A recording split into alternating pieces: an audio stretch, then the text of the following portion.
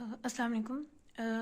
Chapter number 4 LG से हम type laminaria start करने लगे हैं। लेमिनेरिया डिवीज़न फियोफाइटा यानी ब्राउन एलजी से बिलोंग करता है। तो ब्राउन एलजीज की भी अगर करेक्टरिस्टिक्स आएंगी तो आप लेमिनेरिया के करेक्टर लिख सकते हैं। सबसे पहले अक्रेंस से स्टार्ट करते हैं। तो ये ओशंस जो हैं उनके कोस्ट साहिल इलाकों में पाए जाते हैं। ओशंस के इर्द गिर्द इतने साहिल इलाके पाए जाते हैं और ज़्यादातर जो इनकी स्पीशीज़ हैं पेरिनियल है, यानी थ्रू आउट द ईयर ये ग्रो करते रहते हैं। लेमिनेरिया का अगर आप वैसे प्लांट बॉडी देखेंगे ये किस तरह की होती है, तो तीन मेनली प्लांट की तरह की ही होती है। ये नीचे होल्ड फास्ट है जो रूट की तरह काम करता है, एंकरेज का, इसको एक जगह पे लगा के रखने का। देन स्टाइप है जो स्टेम से रिजेंबल कर रही है, और लेमिना या ब्लेड है जो पत्ते से रिजेंबल कर रहा होता है।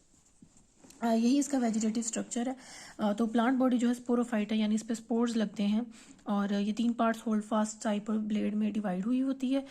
जो होल्ड फास्ट है ये फॉग जैसे ब्रांचेस हैं, उसमें जैसे हमने पीछे हेप्ट्रॉन पढ़ा था लेमिनेरिया, उसमें वचेरिया में, उसी तरह का इसमें रूट लाइक एक स्ट्रक्चर है।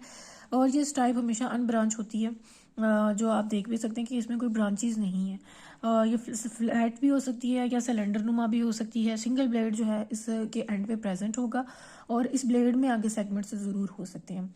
स्पोरोफाइट जो है इनकी ग्रोथ इंटरकैलरी मेरिस्टेम के जरिए होती है, और वो इंटरकैलरी मेरिस्टेम जो है वो मौजूद होता है स्टाइप और ब्लेड के दरमियान। अब मेरिस्टेम क्या होते हैं? मेरिस्टेम एक्टिव यंग सेल्स होते हैं जिनमें डिवाइड करने की एबिलिटी बहुत ज़्यादा होती है। तो जब वो डिवाइड करते हैं तो लेंथ जो स्ट्राइप की है वो मुसलसल बढ़ती रहती है।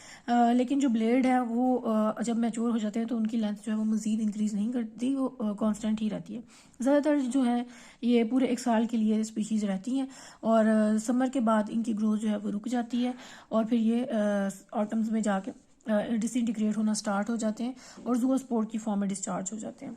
इंटरनल स्ट्रक्चर अगर आप देखें तो तीन रीजन्स है, एपिडर्मिस और कॉर्टेक्स, और जो पिथ या मेडल्ला है उस फॉर्म में है। तो एपिडर्मिस जो है वो सबसे आउटर लेयर है, जो एक या दो लेयर ऑफ सेल जो कि क्यूब की तरह के होते हैं उससे बनी हुई होती है, और इसमें क्रोमेटोफोर्स होते हैं, ठीक है, कलर देने वाले जो पार्टिकल्स हैं। देन इसमें कॉर्टेक्स है जिसमें इलोंगेटेड सेल्स होते हैं और उनका साइज़ वेरी कर रहा होता है।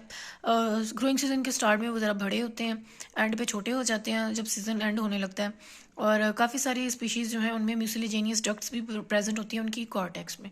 पिथ और मेडल्ला जो है इसमें फिलामेंट्स मौजूद होते हैं, और दो तरह के, connecting filaments and trumpet filaments. Connecting filaments जो हैं वो डायगनली डिवाइड कर रहे होते हैं, और मेडल्ला में मौजूद होते हैं। ट्रम्पिट फिलामेंट्स जो हैं इनमें डिवीजन इतनी ज़्यादा नहीं होती, ये लंबे होते हैं, और ये ट्रम्पिट हाइफी बनाते हैं। और ये जिस तरह हमारे वेस्कुलर प्लांट्स में सीव ट्यूब सेल्स होते हैं आपकी फ्लोइम में, तो ये इसी तरह मौजूद होते हैं, इनके अंदर सुराख होते हैं, और ये पोर्स जो हैं इनमें साइटोप्लाज्मिक स्ट्रैंड्स भी मौजूद होते हैं जो एक सेल को दूसरे से जोड़ रहे होते हैं, और इनमें सेलुलोज की थिकनिंग भी मौजूद होती है इन ट्रम्पिट्स हाइफी की वॉल्स में। अभी पहले हम इनका स्ट्रक्चर देख लेते हैं, उधर से क्लियर हो जाएंगे। जी, ये लेमिनेरिया का स्ट्रक्चर है। जैसे हमने पढ़ा कि क्यूटिकल है और उसमें एक से दो लेयर्स मौजूद होती हैं सेल्स की जो क्यूब शेप होते हैं। देन उसके नीचे कॉर्टेक्स है, तो कॉर्टेक्स में म्यूसिलेजेनियस डक्ट्स हैं ये जो म्यूसिलेज वगैरह प्रोड्यूस करती हैं। देन पिथ और मेडल्ला है, इसमें आप देखें तो दो तरह के सेल हैं। ऊपर ये जो आपको नज़र आ रहे हैं ये जो हैं दीज आर कनेक्टिंग फिलामेंट्स, ठीक है, और ये हॉरिजॉन्टल होते हैं, इनमें यूं हॉरिजॉन्टल जो डिवीजन होती है। और then there is trumpet filament जो इसके नीचे यूं आपको ये निकले हुए नज़र आ रहे हैं। दीज आर ट्रम्पिट फिलामेंट, और इनमें लॉन्गिट्यूडनल डिवीजन हो रही है, आपको इनकी डायरेक्शन से ही अंदाज़ा हो रहा है, this is longitudinal and these are horizontal.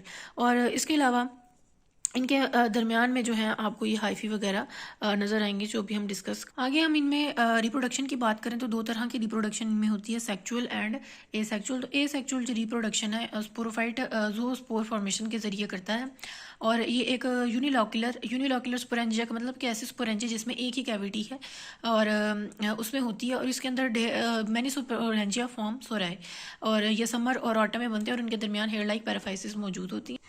जी, ये आप देखें देखें तो ये एक स्पोरेंजिया है और इसमें आप देखेंगे सिर्फ एक ही कैविटी है जिसके अंदर ये एक स्पोर मौजूद है। ठीक है, तो हम बात कर रहे हैं कि लैमिनेरिया की प्लांट बॉडी के ऊपर इस तरह का एक कप लाइक स्ट्रक्चर या क्लब शेप्ड स्ट्रक्चर जिसको आप सोराय कहते हैं वो डेवलप होता है और उसके अंदर इस तरह के काफ़ी सारे स्पोरेंजिया मौजूद हैं। ठीक है, अगेन स्पोरेंजिया, इस एक स्पोरेंजिया का अगर स्ट्रक्चर देखें तो इसमें एक ही कैविटी और उसमें एक स्पोर मौजूद होता है और ये सारे स्पोरेंजिया मिलके एक सोराय नाम का क्लब शेप्ड स्ट्रक्चर है जो ये लैमिनेरिया पे बनता है, उसके अंदर मौजूद होते हैं। ठीक है, ये एक स्पोरेंजिया, ये स्पोरेंजिया और ये स्पोरेंजिया।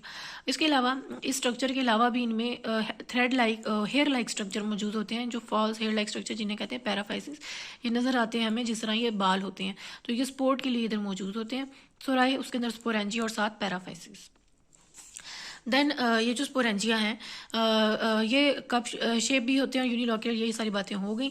उसके बाद यहाँ पे अब ये सारा काम होता है किस तरह है कि सेंटर में जो आपका डिप्लॉयड न्यूक्लियस है वो क्या करेगा, वो उसमें होगी डिवीजन, कौन सी वाली, मियोसिस। मियोसिस से जो है ना ये अपना नंबर इंक्रीज़ करेंगे, 1 से 4 बन जाएंगे और फिर बाद में इनमें डिवीजन होती रहेगी, इतनी होगी कि 32 टू 64 सेल्स जो हैं वो बन जाएं। अब ये जो इतने न्यूक्लियस बन चुके हैं इनके इर्द गिर्द जो है वो प्रोटोप्लास्ट जो है, यानी हर न्यूक्लियस के इर्द गिर्द प्रोटोप्लास्ट जो है वो आके सराउंड इसको करता जाएगा जिस तरह ये है। और अब फिर ये दो फ्लैजेला को भी डिवेलप कर लेंगे, तो अब ये बन चुके हैं ज़ूओस्पोर। जैसे ही अगर ये अनफेवरेबल कंडीशंस हों तो ये अपने फ्लैजेला को लूज करके अपने ऊपर एक थिक वॉल बना लेगा और अगर फेवरेबल कंडीशंस वापस आ जाएं तो फिर ये जर्मिनेट करना स्टार्ट करेगा। जब इसकी जर्मिनेशन होगी तो इसका न्यूक्लियस के इर्द गिर्द का प्रोटोप्लास्ट और इसके जितने भी कंपोनेंट्स हैं वो move to the apical site के, वो जो उसकी टिप है उसकी तरफ मूव करना शुरू कर देंगे। यहाँ से एक सेप्टर डिवेलप हो जाएगा और फिर यहाँ पे आगे फिलामेंट्स की शक्ल में ये जर्मिनेट करेगा और इस फिलामेंट पे आगे गेमिटोफाइट बनते हैं जो धागे की तरह के होते हैं। उनकी डेवलपमेंट हम देख लेंगे कि वो गेमिटोफाइट जो हैं वो किस तरह के होते हैं। ठीक है, तो ये थी ज़ूओस्पोर फॉर्मेशन और कैसे ज़ूओस्पोर जो है वो जर्मिनेट करता है।